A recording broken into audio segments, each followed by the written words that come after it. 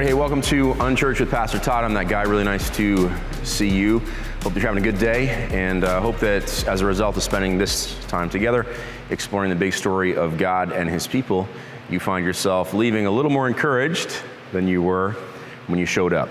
I'm in a series called What He Said, where I'm working to explore what Jesus had to say about life, God, and the meaning of everything. I'm working from the three Gospels of Matthew, Mark, and Luke. We've been doing this for a while now. We're kind of getting into the last third act of the story of Jesus. He gets himself in trouble in today's text with the religious elite. And we're kind of getting to that part here where we're on a fast track to the cross. If you've been enjoying this series, please consider joining me as a supporter. You can find me on patreon.com/unchurched. Also, hey, easy way to help get these sermons in front of more people is to subscribe and to share today's message with somebody that you know it will encourage. Let's talk about the difference for a second between faith and religion, or belief and a religious structure. I think we would agree that there's a difference between the two, especially in the culture in which I live and work. I think most people that I talk with, like after a few minutes, they find out, what I have done in my life. They find out that doing this, exposing the story of Jesus on a weekly basis is part of my life, which, to most people who don't have a religious background at all is, a pretty weird thing to do with your life. It leads to all kinds of interesting conversations. But as we get into, discussing faith and the things that attach themselves naturally to a life of faith, it's rare that I get a lot of pushback. Most of the time, the things that I explain that are connected to my faith experience, they tend to resonate with, things like faithfulness, things like, a marriage that thrives, things like doing the right thing in any given situation, things like how to find hope and meaning and purpose. Many of the things that to me are outworkings of the life of faith are things that most of my peers who are not from a religious background think sounds, quite appealing. But when you get into the territory of religious structures and systems, so you start talking about church, you start talking about, church people, it's scary, but, people's hackles do go up. I think the sad truth is, most of the people and I'm speaking now of a Western context, most of the people will have some memory of a bad experience with a religious system. And I just say, like touche, right? Like speaking on behalf of the organized Christian community, we are guilty as charged. I don't know if, like me, you've been just noticing the cascade of bad news that just continues to roll in the online world. Pastor after pastor being accused of heinous crimes, sexual interference, sexual assault, stealing money, it goes on and on and on. And, I don't think these are new issues, but I think in our age of social media, Twitter, etc., I think information is so much more readily available that, when something bad happens in an organized religious context, it gets now broadcast to more people much more quickly than it ever did. And I think that's a good thing, right? There's an accountability that's, going to be connected to that. You would hope that people who are acting the fool would think, boy, oh boy, it's going to be awfully difficult for me to continue doing this in the shadows. I'm going to be found out. You'd hope that might, lead some to the changing of their ways. But I think if we know anything about human nature, and particularly sinful human nature, sin meaning, of course, missing the mark, I don't know that fear of punishment ever really stopped anybody from doing, evil things.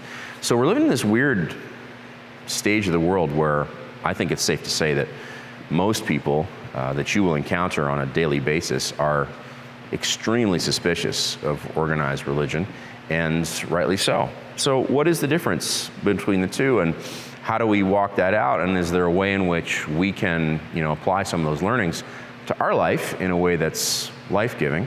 Well, I think the answer is yes, and I think for our purposes today, we find it in a very famous story of Jesus doing a couple of interesting things, cursing a fig tree, picking a fight at the temple, and then explaining to his disciples what it all means. We're in the Gospel of Mark, chapter 11. I'm preaching from the Wust translation, and let's just read to you the story. Beginning at verse 12. And the next day, they having come out of and away from Bethany, so Jesus and his disciples are leaving Bethany. Bethany's a little town kind of outside of Jerusalem. It's, walking distance. You could walk there in probably, an easy day's walk.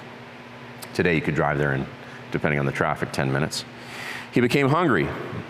And having seen a fig tree a long way off having leaves, he came, assuming that he would find something on it. And having come to it, he found not even one thing except leaves. For it was not the season of figs, so hold that in your mind. And answering, he said to it, hereafter forever, from you no one eats fruit. And his disciples are listening. And they come into Jerusalem, and having entered the temple, so he goes into the temple, and notice he's hungry, so he's hangry.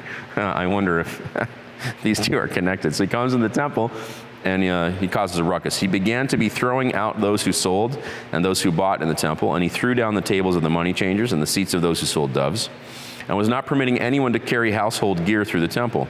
And he went to teaching and was saying to them, does it not stand written, my house shall be called a house of prayer for all the nations, but as for you, you have made it a den of robbers.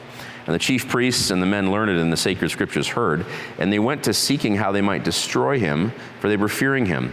For the entire multitude was struck with astonishment at his teaching. And when evening came, they were going forth out of the city, and passing by in the morning, they saw the fig tree, remember the fig tree, completely withered from the roots. Being reminded, Peter says to him, Rabbi, see, the fig tree which you cursed is withered away. And answering, now here's his lesson on faith, Jesus says to them, be constantly, this is challenging, be constantly having faith in God.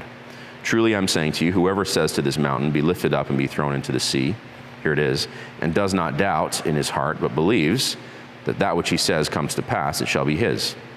On this account, I'm saying to you, be believing that you receive them, and they shall be yours. Next week, we'll preach on just one verse, the final verse there, Mark 11, verse 26. So what he said about faith and religion. So when you're trying to figure out or wrestle with, the tension between a life of faith and a religious life, here's some things to think about. One, you want to mind the teacher. Why? Because he's in charge. So you want to mind the teacher. Okay, keep Jesus in mind because he's in charge. How do we know he's in charge? Well, because he talks to the fig tree like he owns it. So he's hungry, sees a fig tree, it's got leaves on it. The text says it's not the season for figs. Interesting, we'll talk about that in a second. Walks up to it expecting to find some figs.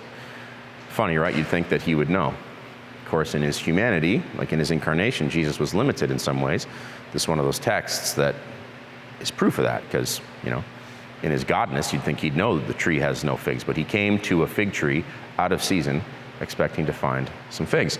And when he found no figs on it, he gets ticked off. I love this, it's so Israeli. And he curses the fig tree. Hereafter, forever, from you, no one eats fruit. It sounds Jewish, doesn't it? It sounds Hebrew.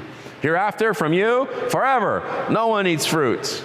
So, a couple things from this. One, like the poor tree, right? I feel bad for the tree because it's not in season. So like if you were the tree, you're thinking, Master, why are you angry? It's not the season for giving fruit, and you're the one who organized the seasons in the first place.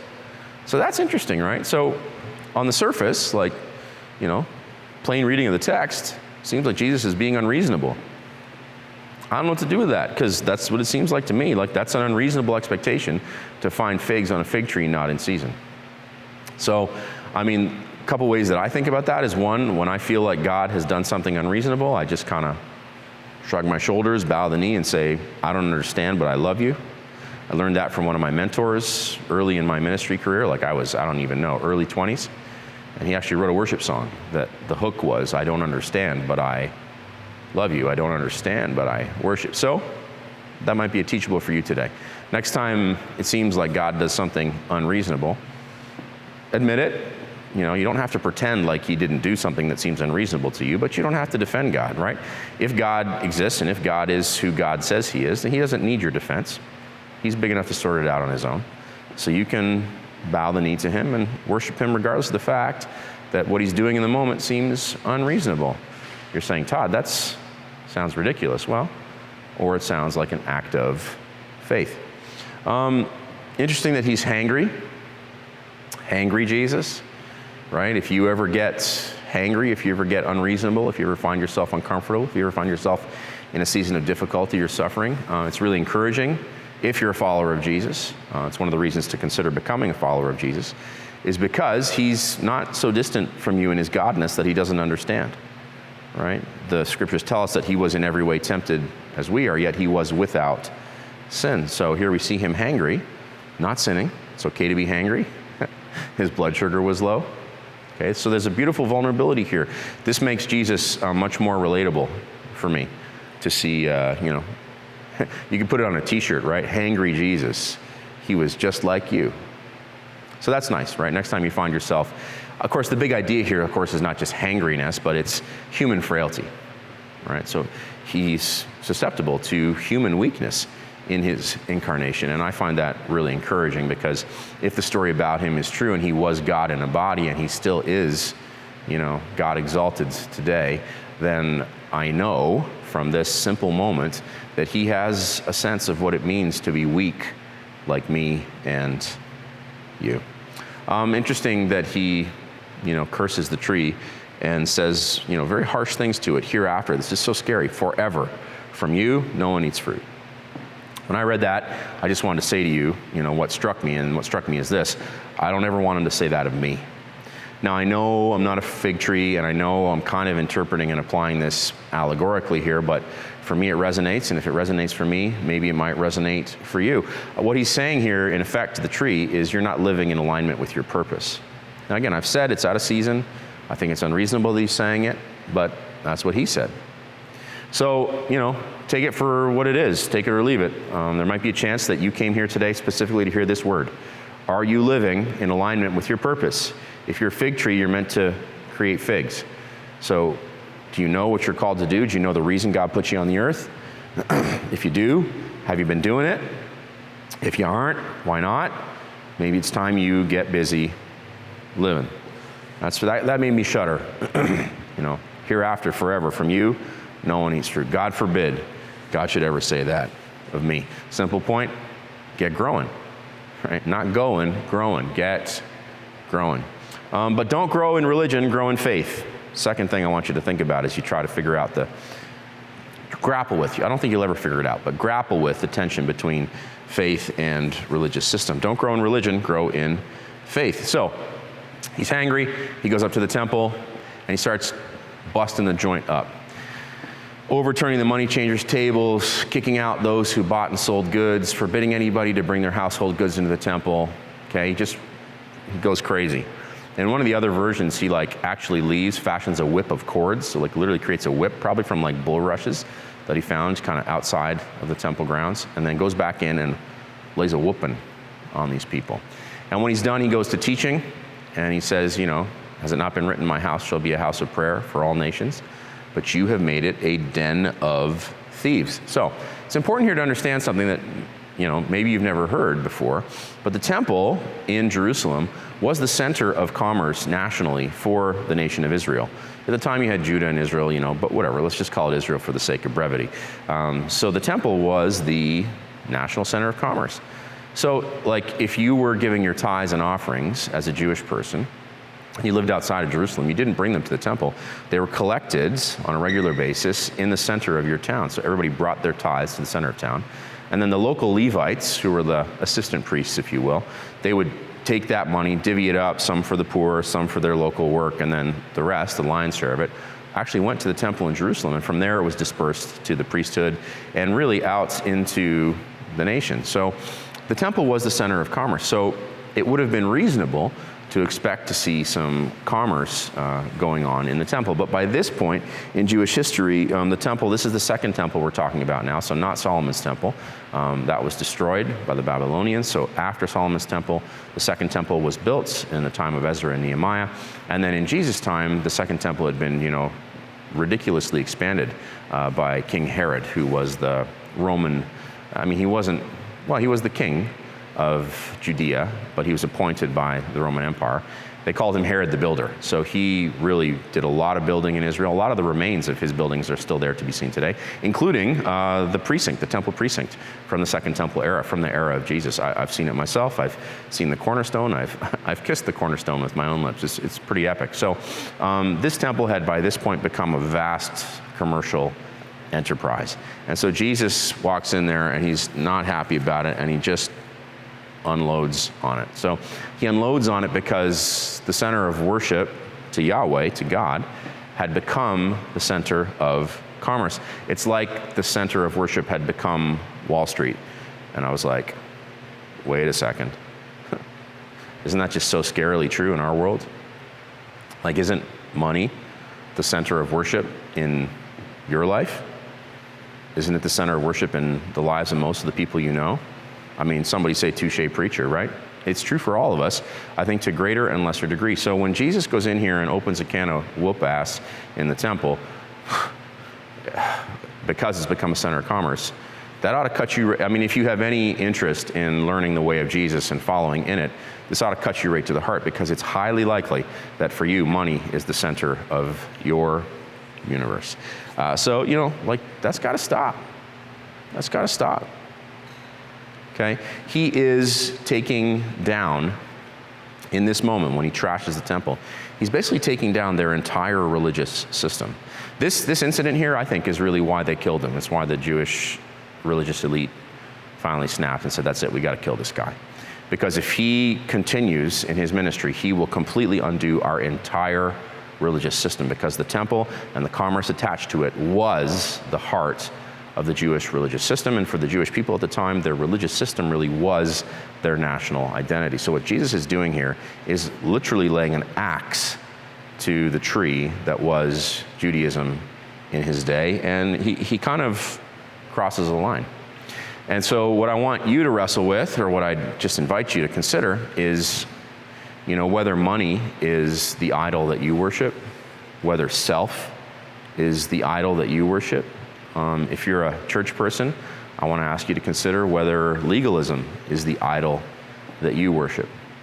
Because each of those three, money, self, legalism, they were all part of what was going on at the temple. They're all part of what Jesus is laying the axe to. And I believe that he wants to lay the axe to those idols in your life today. So today you maybe came to this just for this reason, to go, oh God, you're talking about me, preacher, right? Am I talking about you right now? Money, self, legalism. Are these the false gods that you're worshiping? Because that's not what a life of faith is meant to be about. It's not about money. It's not about self. It's not about legalism. It's about a relationship with God. We know this because of what Jesus says in verse 17. Has it not been written, my house shall be a house of prayer for all nations? So the temple was meant to be a place where all the nations of the world could gather to connect with God. That's what prayer is ultimately about, right? It's connection with God. It's not, rehashing or repeating a series of rote words that somebody taught you is the only way to talk to God. Prayer is about communion with God. In my experience, prayer is about constant communion with God, an ongoing, almost breathing conversation that exists between you and God, that happens as your life interacts with the divine life. That's what prayer is. That's what Jesus is saying here. He's saying my house is meant to be a place of connection to the divine life for everybody. So bring that into today's context. And I believe that discovering and walking out the way of Jesus is meant to be a witness to those around you in the world who are looking for spiritual fulfillment, who are looking for answers to the trouble that they find themselves in. And as they look at your life and your communion with the divine life, it ought to be attractive enough that they want to taste and see that the Lord is good, and that your way of living might be an introduction, an invitation to them to consider living that way for themselves. You are the house of God today. Okay, the scriptures teach us that you are now the temple of God because the Holy Spirit, if you're one of Jesus' people, dwells within you. So you are meant to be a house of prayer for all nations. You are meant to be a conduit to the divine life for everybody you interact with. Try that one on for size. Okay, so this is a very, very big deal. You're like, wow, that sounds difficult. Yeah, it's difficult, and it gets more difficult, because if you want to really walk out the intersection between faith and religion in a way that is faithful and productive, you're going to need to reject the world system. That's what Jesus is essentially illustrating for us here in his trashing of the temple. He's basically trashing the world system in his day. And so if his words are to have resonance for you today, you ought to be expecting him to be laying an axe to the ways in which your life has become connected to the world system in ways that are sinful, that are missing the mark. He came to free you from bondage to false gods. He came to free you from bondage to the idols of self, of money, and of legalism. You need to reject the world system. Look what he says here in verses 20 through 23. So, passing by in the morning, they see the fig tree is withered. Peter's like, hey, master, the fig tree you cursed is withered away. And Jesus answering him said, here it is, be constantly having faith in God. Truly I'm saying to you, whoever says to this mountain, be lifted up and thrown into the sea, and does not doubt in his heart, but believes that that which he says comes to pass, it shall be his. On that account I'm saying to you, on this account I'm saying to you, all things, whatever you are praying and asking for, be believing that you receive them and they shall be yours. So, I may interpret and apply this in a way in which you've never heard before, and I'm very comfortable with that. First, the easy part, okay? They're astonished that the tree that he cursed is withered away, and he says, be constantly having faith in God, okay? So, constantly. So, your invitation into the life of faith is an invitation into a way. It's an invitation into a practice. It's not an invitation into mental assent to correct doctrine. Okay, it's much more difficult than that. It's an invitation into constantly having faith, believing in something you can't see, and taking immediate irreversible action based on that unseen belief. He's inviting you into that kind of way of living. Okay, that's difficult, but that's what's required. Constantly, all through the day. We're talking here about a constant practice of faith. So what's exciting about that is that you get to learn to do that all your life long. What's challenging about that is it's just so darn hard. It's going to take you your whole life to, make some progress. But keep in mind, we're eternal beings. We're built for eternity. You're going to have a lot of time to get better and better and better and better at believing everything you see and hear about the God of the universe. So we're being invited here, if we want to live a faithful life, into a life of constant practice, and we're being invited into something that I think is ultimately impossible for us and only possible for Jesus, which is why he is our object of worship. He says the most ridiculous thing in verse 23, and this has been, horribly misinterpreted and misapplied throughout the history of the organized church. I better read it to you just so we get it right. It's verse 23.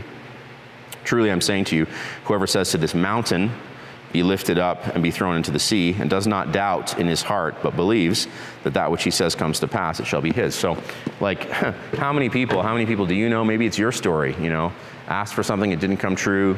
You read this verse, or somebody told you about this verse, and you're like, well, either I'm just a miserable person and God doesn't want to come through for me, or what God said here isn't true, right? And that has destroyed a lot of people's faith in Jesus.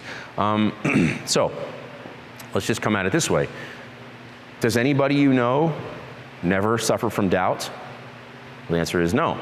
Everybody you know sometimes suffers from doubt. So if everyone you know sometimes suffers from doubt, nobody you know can do what Jesus says here.